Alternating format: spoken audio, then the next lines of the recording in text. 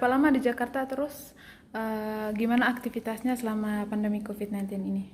Saya di Jakarta sudah 1 tahun dan aktivitas saya di Jakarta ini tentunya berbeda sekali dengan sebelum adanya COVID-19 dan sesudah COVID-19.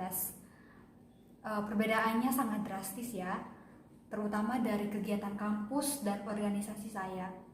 Sebelum terkena COVID-19 di Indonesia, kegiatan kampus dan organisasi begitu lancar, bahkan sering ke kampus dan mengikuti mata kuliah secara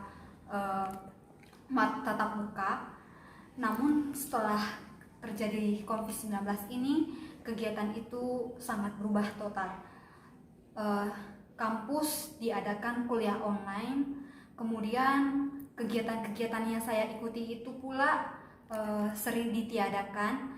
Bahkan saya di kosan terus karena dari pemerintah juga melarang masyarakatnya untuk keluar dari rumah dan tetap menjaga kesehatannya masing-masing. Terus apakah selama stay kosan, apakah mengalami banyak kesulitan atau apa seperti itu? Ya, tentunya pasti mengalami kesulitan, terutama kesulitan dalam kebutuhan sehari-hari saya. Karena sebelum kena corona ini, kebutuhan yang bisa dikatakan ya cukup lah. Namun sekarang saya harus menghemat dan saya juga harus lebih stabil untuk menjaga kesehatan saya juga. Kebutuhan yang sangat kurang bagi saya itu terutama dalam kebutuhan, ya biasalah kalau kebutuhan anak kos pasti sangat banyak lah ya. Tentu jadi kebutuhannya itu sangat kurang, Kak. Lalu bagaimana dengan pekerjaan orang tua selama pandemi ini? Apakah mereka masih bisa melaksanakan aktivitasnya bekerja, atau mungkin sekarang mereka kehilangan pekerjaan mereka?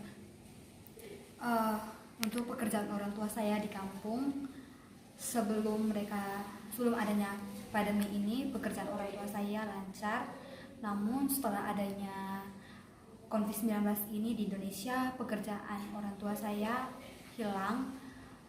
Terutama juga mereka tidak bisa melakukan aktivitas di luar rumah karena adanya peraturan dari pemerintah untuk tetap standby di dalam rumah. Apakah selama pandemi ini pernah mendapatkan bantuan dari pemerintah ataupun dari pihak lain? Untuk bantuan saya pernah mendapatkannya. Saya pernah mendapatkannya dari Garda NTT dan himpunan-himpunan di kampus. Saya sangat bersyukur karena di saat-saat seperti ini masih ada yang peduli dan masih ada yang membantu saya baik secara langsung maupun tidak langsung. Apakah selama pandemi ini mengalami kesulitan untuk membayar biaya kuliah?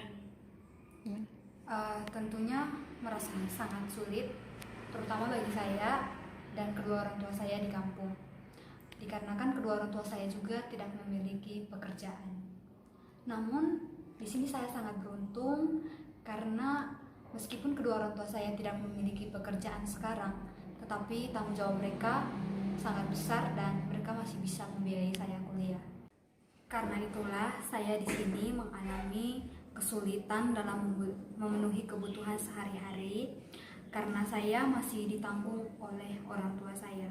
Lalu bagaimana dengan pekerjaan orang tua selama pandemi ini? Apakah mereka masih bisa melaksanakan aktivitasnya bekerja, atau mungkin sekarang mereka kehilangan pekerjaan mereka? Untuk pekerjaan orang tua saya di kampung, sebelum adanya pandemi ini, pekerjaan orang tua saya lancar. Namun setelah adanya COVID-19 ini di Indonesia, pekerjaan orang tua saya hilang. Terutama juga mereka tidak bisa melakukan aktivitas di luar rumah karena adanya peraturan dari pemerintah untuk tetap standby di dalam rumah. Apakah mengalami kendala saat melaksanakan kuliah online selama pandemi COVID-19 ini? Tentunya kalau kendala pasti saya mengalaminya karena kuliah online ini pasti sangat membutuhkan kuota internet yang sangat banyak, dan tentunya saya juga harus membeli kuota internet ini.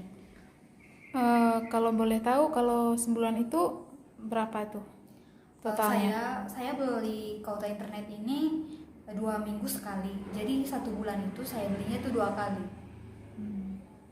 Bagaimana kesan selama kuliah online ini? Kesan saya selama kuliah online ini, saya sangat kehilangan banyak materi, terutama saya juga tidak berinteraksi secara langsung dengan dosen.